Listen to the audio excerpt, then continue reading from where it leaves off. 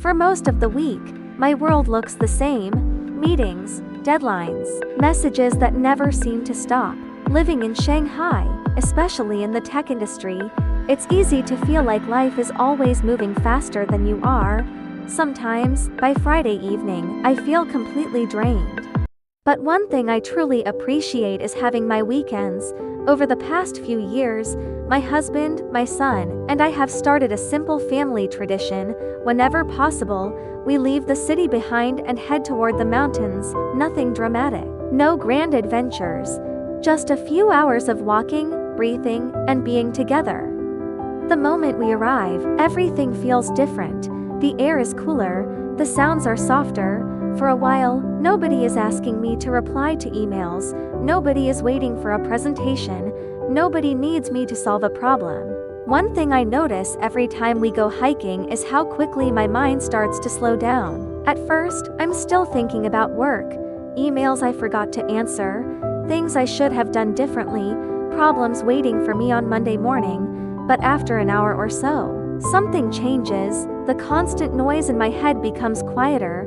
I stop checking my phone, I stop thinking about the next task, and for the first time all week, I feel fully present.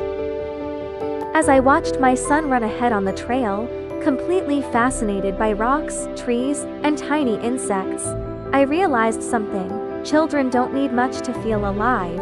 A small stream, a funny-shaped leaf, a hill to climb, maybe somewhere along the way. Adults forget that. Watching my son explore the trail reminds me how differently children experience the world. They aren't trying to be productive. They aren't trying to optimize every minute. They aren't thinking about career goals or performance reviews.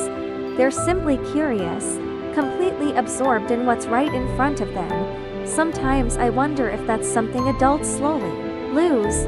We spend so much time chasing the next achievement that we forget to notice what's already here. Maybe success isn't only about moving forward, maybe it's also about knowing when to slow down. In the city, success often feels measurable: projects, promotions, achievements. But standing on a quiet trail with my family, I am reminded that some of the most meaningful moments can't be measured at all, they can only be experienced. The mountain doesn't solve my stress, the fresh air doesn't change my workload, but for a few hours, it helps me remember that life is bigger than my to-do list, and somehow, that's enough. What's your favorite way to recharge after a stressful week?